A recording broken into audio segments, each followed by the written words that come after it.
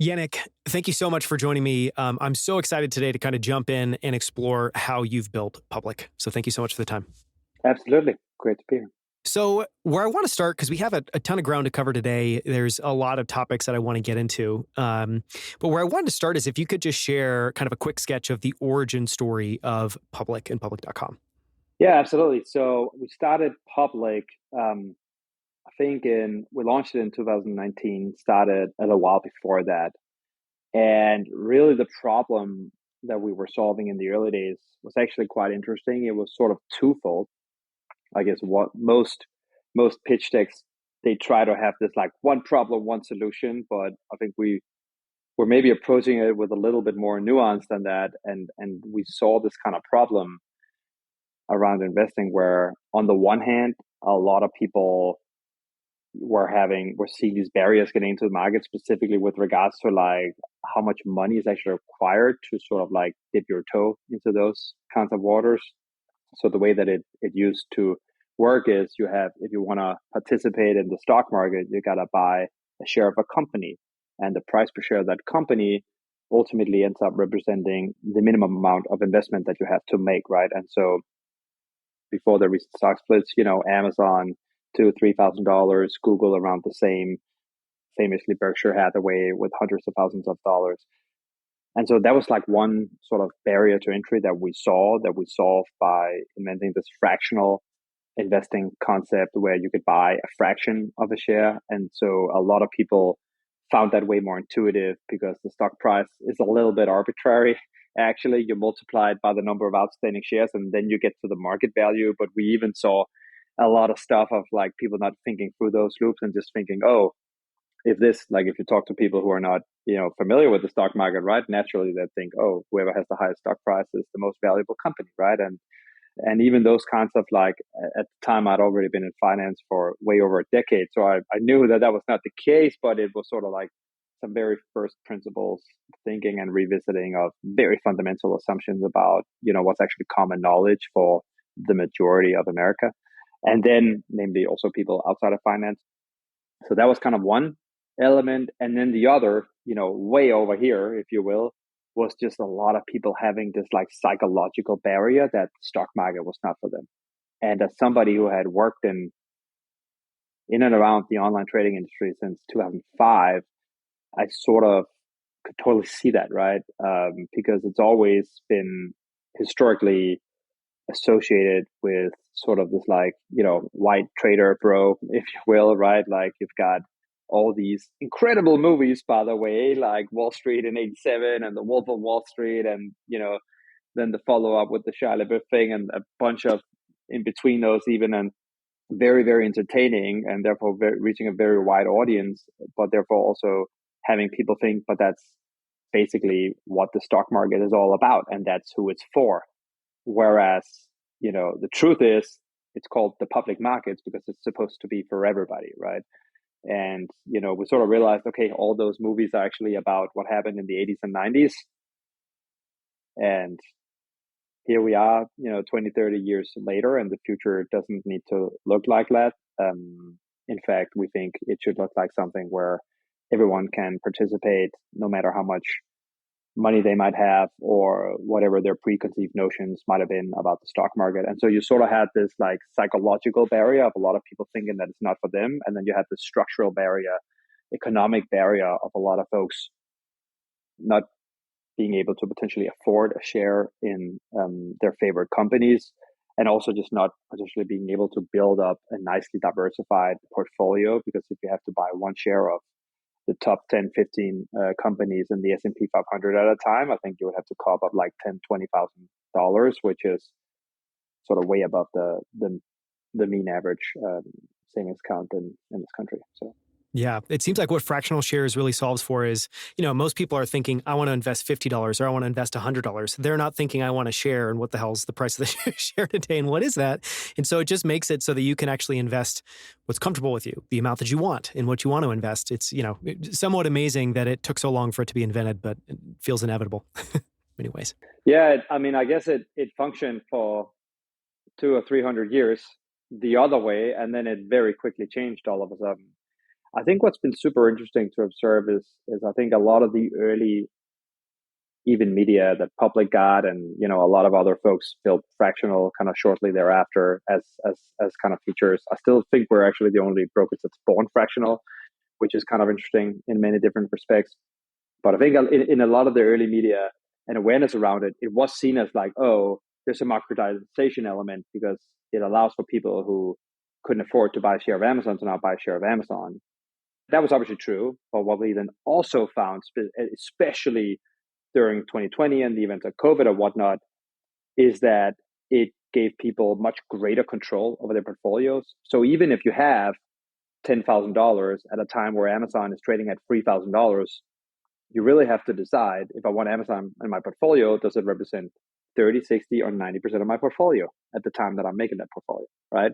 Whereas the fractional capability just gives you ability to fine tune that and mix and model your portfolios exactly as you want it to.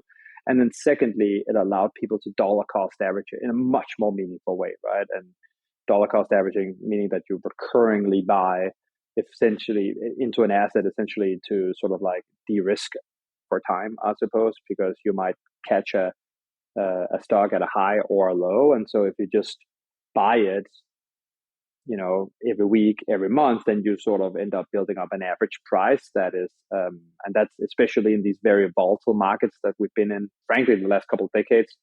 Volatility has been trending upwards. That's become a very popular strategy. And that's really what Fractional allowed for the long tail of investors that are not, institutional or necessarily high net worth. So, yeah, it was kind of one of these things where, a lot of people thought that it was designed for like this one purpose, this one use case, but it just ended up completely changing, I think, how people invest because it was so much more useful for that. That was just the beginning. And I think today it's just starting to be much more the default of how people thinking about, modeling, controlling, diversifying their portfolios. Totally. It feels like today, if you were going to say, I want to build a public.com, or I want to build a competitor or something like that, you would, of course, default to it's always going to be dollar cost average. It just is a better primitive at the end of the day, a better kind of root way to get access and to make those purchases. Makes a lot of sense. Yeah, absolutely. I mean, one thing that I always said was interesting is for all its sort of like pros and cons, crypto was designed like that, right? Crypto was sort of like designed on the internet. And so you never had to buy one whole Bitcoin to participate in the Bitcoin movement, if you will, right? Or be an investor in that. And that's because it was designed in, I guess the paper was written in 2008 or something, right? And so the stock market was not. It goes back a few hundred years. And so I think if you had to invent it today, yeah, you would definitely invent it with something like this at the core, no doubt. I want to go back and talk a little bit about the beginning of public.com. And I'm just going to provide a little bit of context. I think I met you late 2018. And so I've been super fortunate to have a chance to kind of see you and Public, evolve over those years. And one of the things at the beginning that really struck me, I learned about what you were building, and it made sense to me. And we're going to get into, one of the reasons I was so excited about this is Public's been very values focused from day one. And I think this is a fascinating case study of just a company competing on values and proving that you can actually win in a market and win a lot of customers with that. But one of the things I wanted to ask about is Robinhood. I remember in 2018, 2019 talking about it, and I would talk about, Public with other people I knew, and literally the default response was, well, this Robinhood. Like, how do you beat Robinhood? And Robinhood wasn't as big as it is today, but it was a big competitor. And so one of the questions I wanted to ask is, how did you think about that? And what gave you the confidence that you could enter the market and you could beat what I'm sure to many people felt like this 800-pound gorilla? And every market has incumbents, but this was a startup along with a bunch of other incumbents. No, absolutely. I'm a designer, and like in those early days, like it's not like I looked at that product, it's like, oh, this is ugly, right? Like they won a bunch of incredible design awards. So I guess it's a good question. And there are a number of elements to it. Number one, I actually came over from London back in 2015, I think, 16, something like that. So like not too long after Robinhood launched. And I think I came over to the US always having looked from sort of Europe over there across the pond and like just seeing the greatest financial market in the world, right? The S&P 500 returning, 10 or 7% adjusted for inflation over the last 100 years. I think on a risk adjusted basis, that's a pretty great asset and something that you'd struggle to find in Europe. And so I sort of came over here assuming that, of course, everyone would be taking advantage of that. And what I found was that was far from the case. And like I said, that there was a lot of these like misconceptions around it. And so there was really these two things, right? One piece was the fractional thing, which is something that nobody offered at the time, I guess. I think Robinhood or anybody else. And then the other part was thinking that like, this is not for me, right? And so that second part is really where we got the idea for like community and using community as a way to kind of showcase to people that you can do this sort of no matter what, your background or your gender or your age, if you're above 18 and old enough to open an account at least.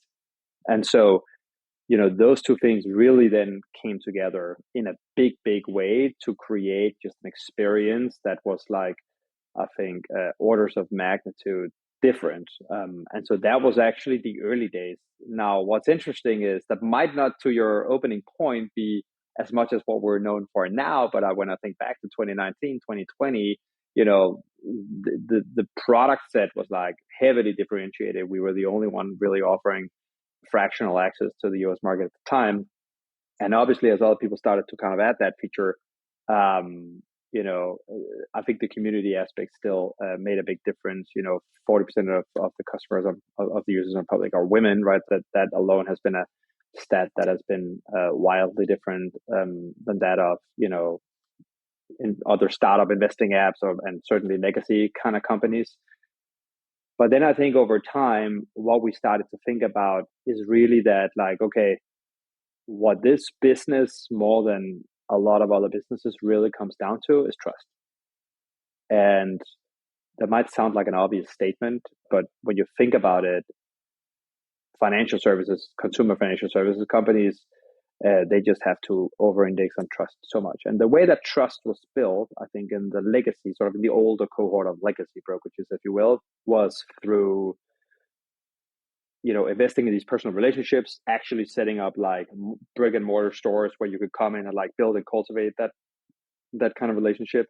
A lot of those relationships are then inherited down through the family, right? So like if your parents had a stockbroker, you would sort of inherit that and there would be that kind of relationship.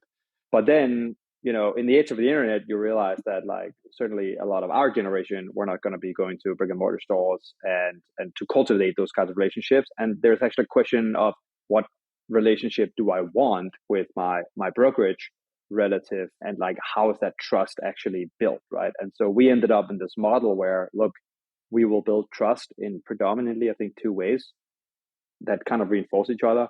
One is just being a very values driven kind of player, standing for things like transparency and trying to create the most aligned business model in the industry as far as incentives goes, because we always say incentive dictates outcomes. And so that's sort of something that we believe in a lot. And then secondly, through community, right? So that you could find people on the app, have conversation, form communities there, which really led you to, trust other people in the community and then sort of like indirectly public as a result of that. And so you can imagine in that kind of equation, one kind of fed off the other and they ended up forming more of a growth loop than anything else, in that the more that you're sort of like focusing on values and you're talking to people as human beings, the more the higher your word of mouth rate, your NPS score, etc. But also the more communities will actually form that are truly valuable on public. And so that was kind of like probably not something that you would learn in your average MBA, I suppose, but nevertheless that ended up becoming kind of the formula for us to really crack into the space. And so yeah, it was kind of interesting. It started being more features driven, but at the end of the day, a lot of people can copy each other's features, and it ended up being something that I think has frankly also more of a moat around it, which is sort of like brand recognition, values, community, like these kinds of things are not as easy to replicate as something that you can sit down, write code for 6 to 12 months, and then come out with a similar kind of product.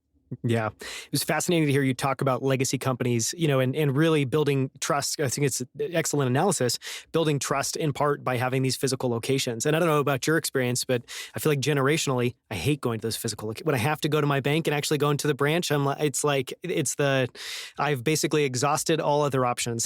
This is the option of last resort. So it's just funny generationally that, now that's not needed. And in fact, I think it's not desired at all. But it's also just fascinating thinking about, that building trust through community, because it makes a lot of sense. You're finding people that you trust and respect, people that you want to follow. They happen to be using public, so of course you're going to trust it as well too. Yeah, exactly. Like when you form those relationships, I mean, and by the way, trust is not binary. That's the other thing, right? So like trust is consider instead trust as a ratio between 0 and 100, right? And so what might get you through the door as a customer, at that point you might still be at 10% trust, and you might just have a little bit of money and you're still testing stuff out. But the more that you find and cultivate like other relationships, the more feedback you also have that other people have built up that trust as well. Maybe they got to the store, if you will, before you did, but they're still hanging out there, right? And so that reinforces that kind of loop. And that's really how we thought about it, and fortunately how it ended up all playing out. So yeah, I want to go one level deeper on community, because I think it's clearly been a very strategic part of public. But you've also, I think there are some really interesting insights. One of the things that you and I were talking about as we were kind of preparing for this is just that you guys took the approach from day one. Clearly, you have to KYC people because they're going to be investing. And so that means that, profiles tended to be actual people with names and photos, and not what we sometimes find. And there's just just anonymous photos and kind of made up names. And there has been this debate of, is it good to have these kind of pseudonymous names? Is this a net positive? And I think you have some really interesting examples. But I'd love it if you could talk about like how you guys cultivated community and some of those things that really enabled it, that you feel like are like undeniable kind of principles. yeah, absolutely. So I think, historically, when you think about internet communities, you think about these like in the early days, like the forum boards, right? And then places like Reddit, that's still like the primary kind of format. But you also think about obviously like places like Twitter and many other places. But what they all have in common is anonymity. And, it is a little bit of like a deep rooted principle in even the, formation of the internet, that like anonymity, like consumer company community, when you think about that, like there's a lot of anonymity that enters your brain. And I think we saw that if we wanted to use community to build trust, anonymity was actually running counter to that, right? Like that was something that would, because like, who do you trust the most? Somebody who is clearly anonymous, you have no idea who they are, or somebody whose identity have been fully verified. And I think the vast majority of people would say the latter, right? And I think it's been interesting to see like now with the last acquisition of Twitter, some of those kind of ideas floating around, because what we ended up doing then was saying, okay, we're running a stockbroker, so we have to verify people's identities in order for them to have an investing account. But we linked that to the community in a way where if you wanted to participate in the community, post anything, react to stuff, etc., you needed to actually have an approved brokerage account, which meant that we had verified your identity. And I think that allowed us to grow the community still at a very sort of fast rate, but without all the sort of like all the sort of spam, trash, and all that stuff in the first place. So that was one objective that it kind of solved. So we're seeing a lot less than that than many other communities would, that it sort of have reached some scale. But secondly, the quality of the conversations were just like much higher, right? And it was really a place where, people debating rational ideas, but there's also a lot of emotion at display, but in a very humane way. And there's a lot of support for each other in the community. Like that's probably the word that jumps into my mind the most when I think about the public community, is how they've just at every turn supported each other, right? Through the COVID drop of March 2020, and then supporting each other through like, generally a pretty great ride through 20, and then through the meme stock movement, and then even through 2022, which was a very different year. One of the reasons that I think as a business we've continued to do pretty well, certainly relative to a lot of our peers, is like the community have reinforced, and so like whereas maybe you would open many other apps and be like, I don't want to open that because honestly, like I don't like red numbers, I don't want to see how much I'm down. People continue to open public and engage in the community because they know that they can find support there as well. And that's been incredibly, and it's actually like, obviously these markets have been challenging for a lot of our customers, but for us as a business, it's been nice to see that like, that didn't just create like turn public into like a great place. And we felt like we were sort of doing the right thing with that. But now that there's good business impact there too, because you've created something that people actually want to use, not just in a roaring bull market, but something that they also find value, and sometimes frankly more value in a market that's sort of heading in the other direction. Yeah. No, I think it's just fascinating because obviously you hear community thrown around a lot these days. And I think generally it feels meaningless, or it's hard to grasp exactly what that means. And, I've spent time in crypto. I don't consider joining a Discord a community because I have no idea who's in there. It's like grifters along with people who are supporting the project. And so it's just kind of been fascinating, I think, to look at Public as just a great example of a business that like prioritized it. And it's been a core part of how you've been able to be so successful.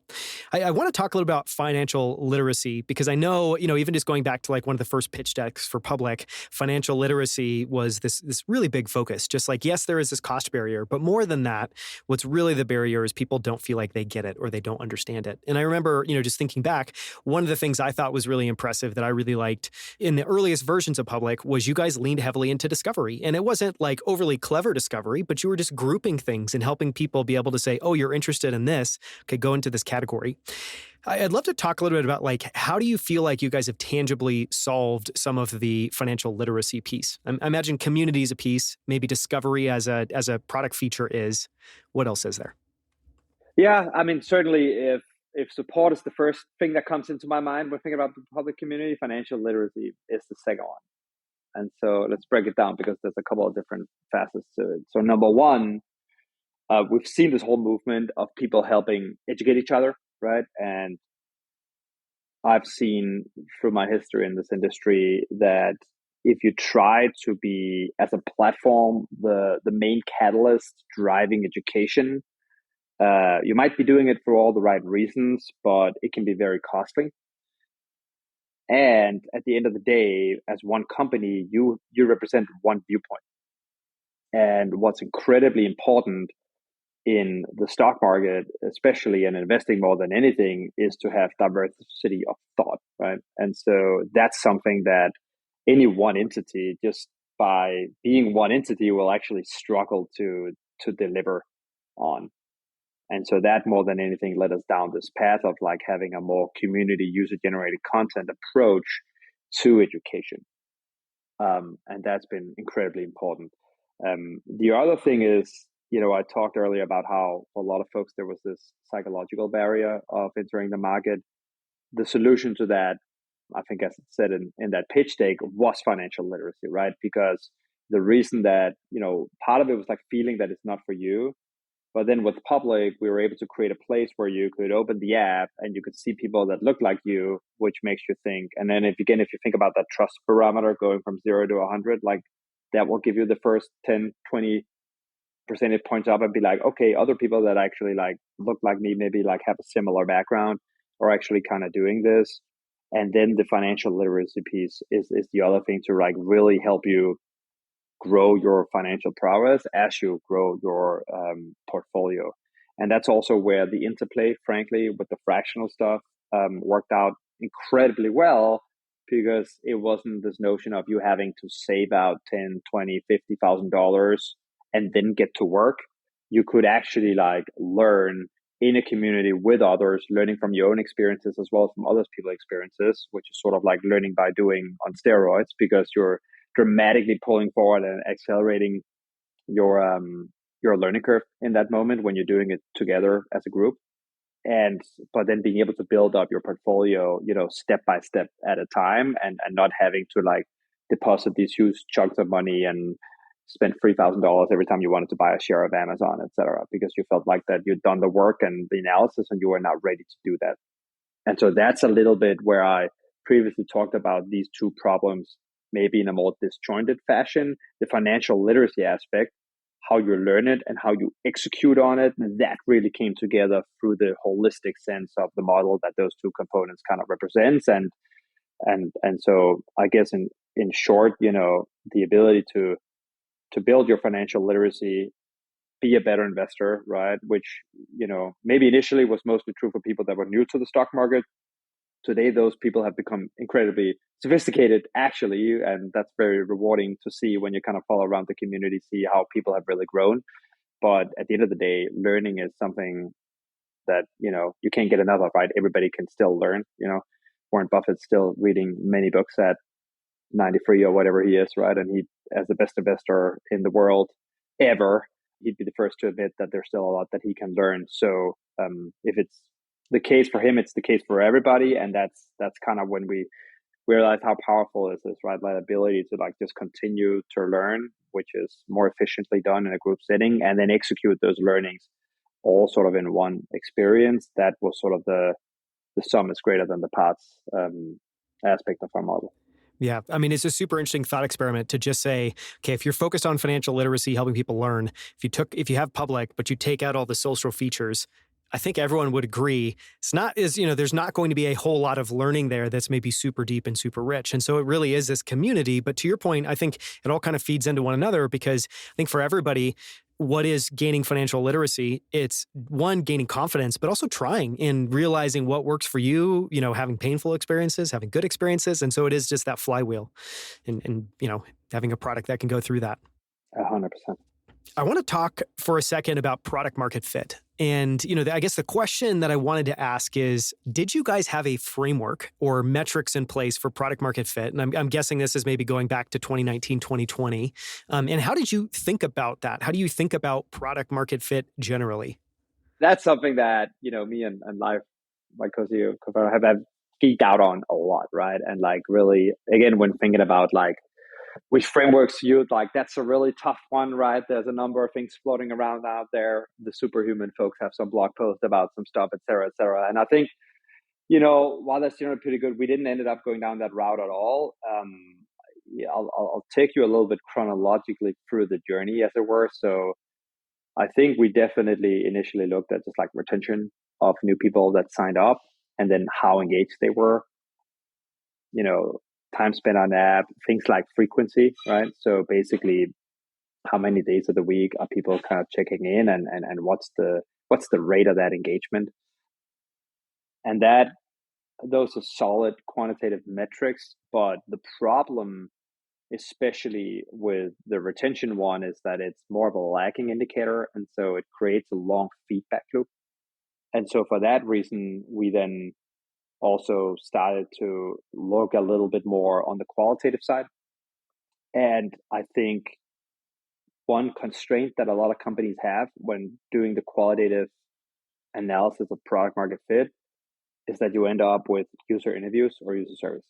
They're very time consuming. And so while they're not a lagging indicator in the same way that retention is, it'll take you a few months to do all that work and get everything together. And then you may as well look at the 3-month retention curve at the end of it, right? And that's actually not a bad framework. It just means that it takes 90 days to really figure it out. And that's a little bit where we had an advantage by way of operating an open community, because people were putting their emotion on display every day. And so there's a lot of sentiment analysis that we could actually do. We could see, are people talking about stuff? Yes. What are they talking about? Why are they talking about it? And then it allows you to sort of just observe behavior. I mean, I guess it's a little bit like the digital version of one of these kind of creepy movies where they're standing behind the mirror and looking at a bunch of subjects in the room. I'm not portraying it in that's actually a creepy thought, but looking at that is how it works, though. but that is how it works. Yeah. That's how focus groups were ran in the 80s and the 90s, right? And even I guess some companies still do that kind of stuff today. But that gave us a little bit of advantage in trying to just pull forward the qualitative measures of product market fit. And sure enough, we very quickly got to a point where we looked at a cohort that would come in of new signups, and we were able to like observe behavior pretty quickly, and also see like how long does it take them to go to the first few posts before they sort of activate, they make their first investments, et cetera, et cetera. Like looking at all these things, seeing that funnel kind of compress, and then we're actually able to have a better and better idea of predicting what that 3-month retention rate would be, which ended up being incredibly high, quite fortunately for us. And so, but we had the benefit of being able to like call that a little bit earlier than relative to if we hadn't had the community alive and kicking. I want to go one level deeper and ask about like philosophically how you think about product market fit. And the reason I want to ask the question is clearly, if you just it feels like embedded in the words product market fit is this sense that you go from not having it to having it. And it's like a line in the sand that you cross one day and then you're good to go. And then that stands in contrast with, what a bunch of other very smart people have to say. I know Scott Belsky, one of his, one of the things he said on the podcast was that it's a liquid, it's not a solid, it's always changing. And it makes me think back to your trust score of your 0 to 100 and people are always there. How, from a framework perspective, do you think about it, and do you encourage other founders to think about product market fit?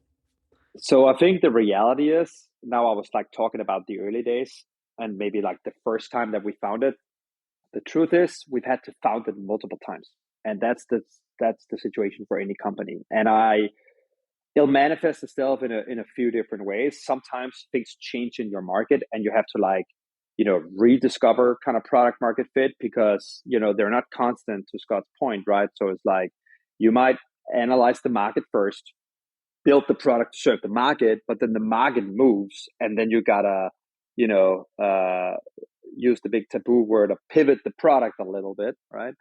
And that's sometimes the market moves, sometimes the market just expands, and then you're realizing, oh, now I gotta serve it, so I gotta find. So regardless of which scenario you're in, you'll have to find product market fit multiple times.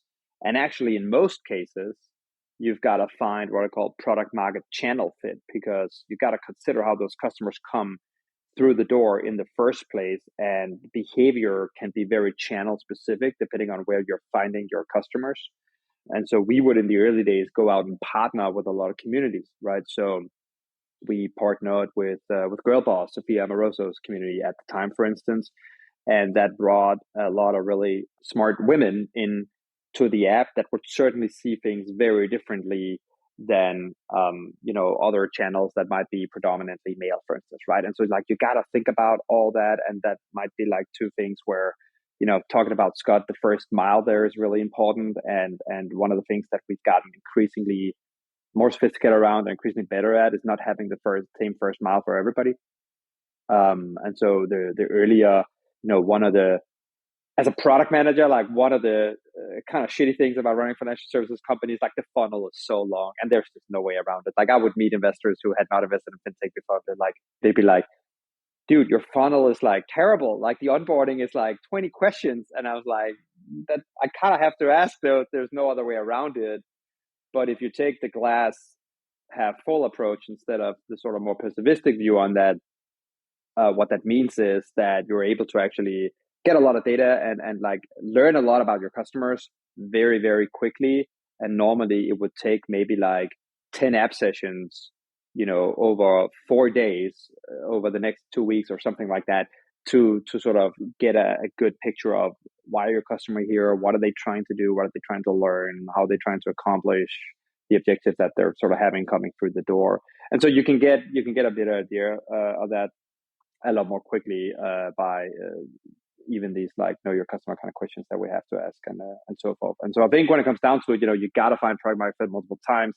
I think we found it with Fractional sort of technology that we build, we found it with community, but also later we found it with more values-based things like the decision to, abandon the payment for order flow mechanism, right? Which is sort of like a change to the product that we made as the market also was very kind of rapidly evolving, right? And so that's another great example of it. Yesterday, we announced that we're going to be launching treasuries, which is another sort of way for us to bring product market fit, because again, the market has changed, right? So the market specifically, like quite literally macro, the market has completely changed, right? Rates go up, tech stocks and growth stocks for the most part have come down. The overall market is also down, but it also creates this amazing opportunity that anyone who didn't invest 15 years ago might not be familiar with, which is in the fixed income space. And so now we're sort of redeploying that entire playbook of like, okay, here's actually this generation of millions and millions of investors. The vast majority really have never been interested in fixed income. Frankly, why would they when the rate's been zero? It's been an irrelevant asset class. It's gone for like the last decade, if you will, right? But now it's come back in a huge way.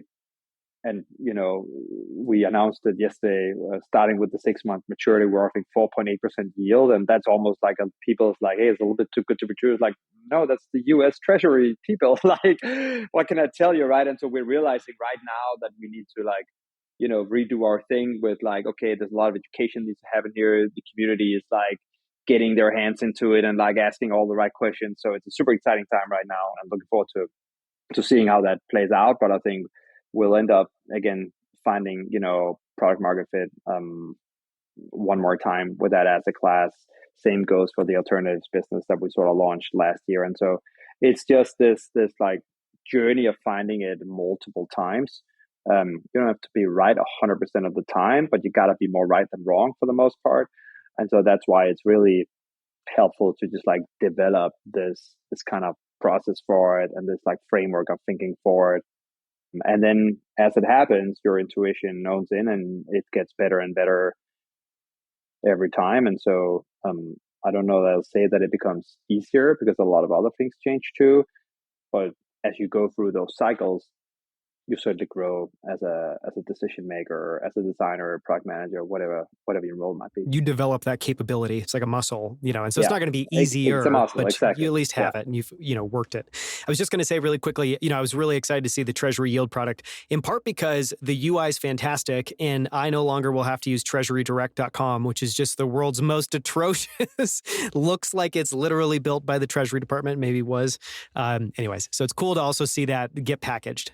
Yeah, it's kind of like weird. Like I never like to say bad things about competitors, but certainly not when it's the U.S. government.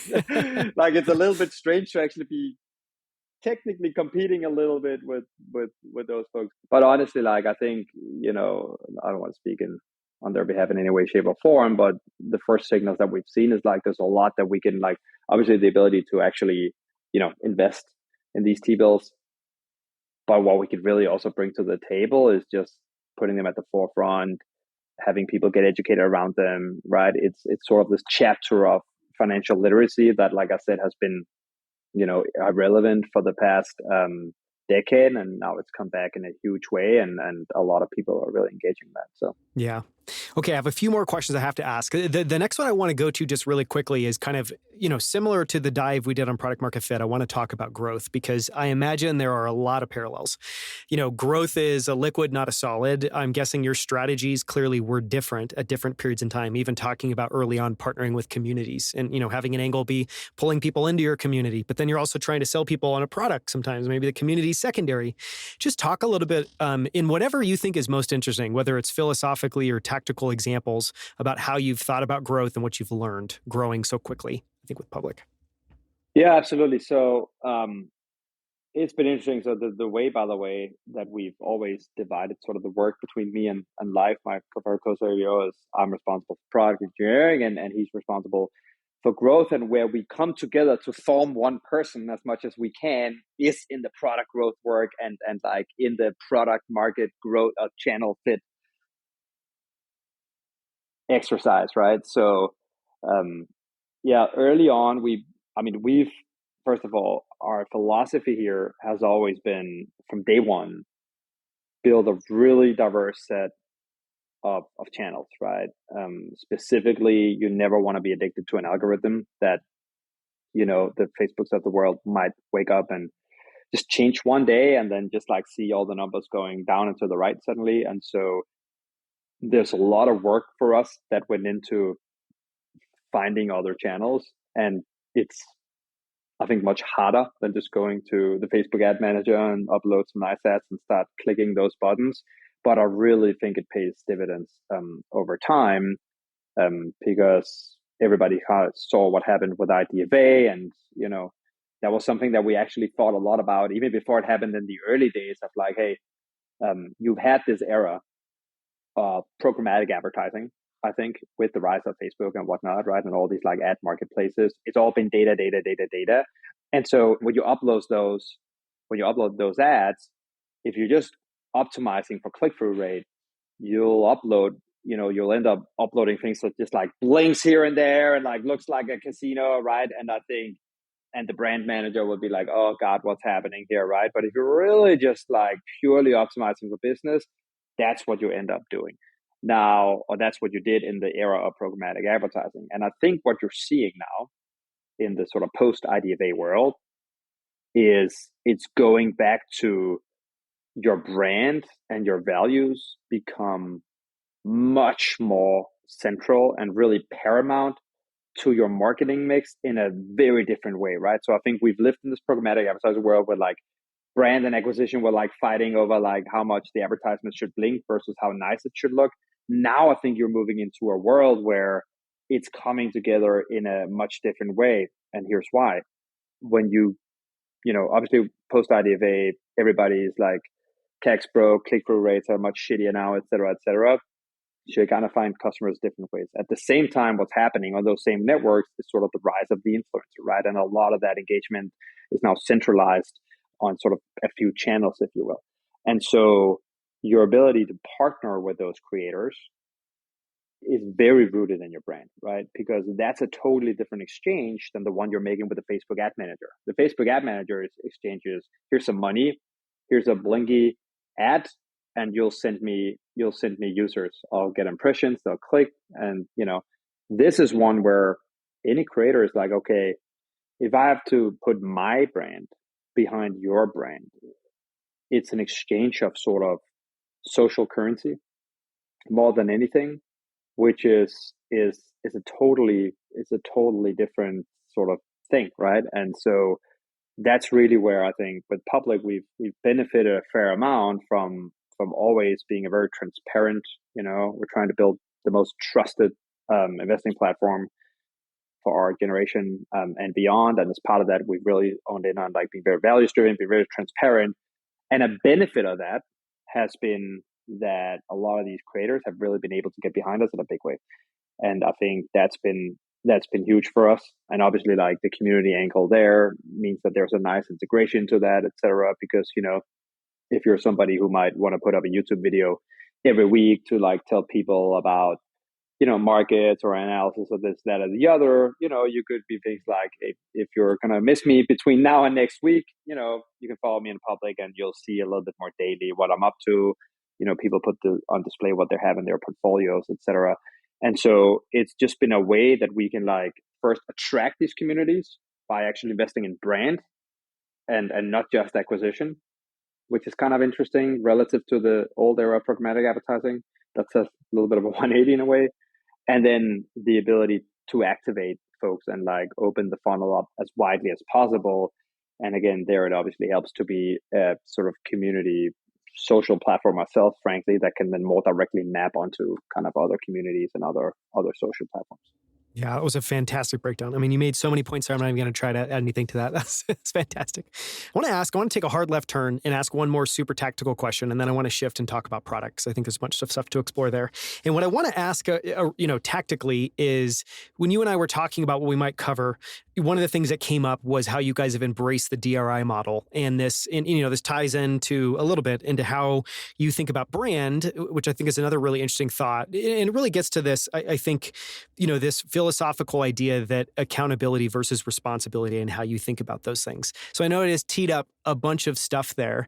Talk a little bit about why you guys embrace DRIs, how you approach that, and how that trickles through into things like brand and brand ownership, quote unquote. Yeah, absolutely. So the DRI concept, I think, was actually invented by Apple. It stands for Directly Responsible Individual. And I guess it seeks to eliminate any question marks around, who does what in an organization. Now, we've sort of taken that concept, and I think we've taken it a step or two further. And I'll let me go off of the brand example to like illustrate how we've actually used that to build brands. So So as I mentioned before, brand's been incredibly important to us. And, Zach, who's our DRI and who's our head of brand, he's the DRI for brand, obviously. But on the other hand, we have the saying that your brand is everything you do. Like your brand is made up by everything that you do. And so every interaction that you have with customer service, every little pixel, frankly, in the platform will add a contract, because at the end of the day, if you define it as like, the perception that people have of you in there, like everything matters, right? And so you can't, so like when it's such a broad thing, right? And a lot of these things, brand and growth and so forth, they are these like huge things. And so you can't just have one person do all that. But that is not what the DRI means, right? And so we differentiate between the responsibility of the DRI and then accountability. And I think it is actually important to have accountability be something that everyone can have some ownership in, which might be a little bit of an unconventional kind of thought, because I think most MBA thinking is like, hey, we need one person accountable for everything, and if it doesn't work, it's a complete binary, and then that person gets kind of promoted or fired, right? But I think the reality is there's so much more nuances, and if you're willing to embrace those nuances, I think there's a lot of power in having everyone feel a level of accountability in building your brand, because it means that how people even talk about your company to potential people that you want to hire, or to their friends, or they go to bar, like whatever. But like everybody, there's a shared sense of accountability, which is really, really important. But you then got to differentiate that from the DRI, where the responsibility to drive is, right? And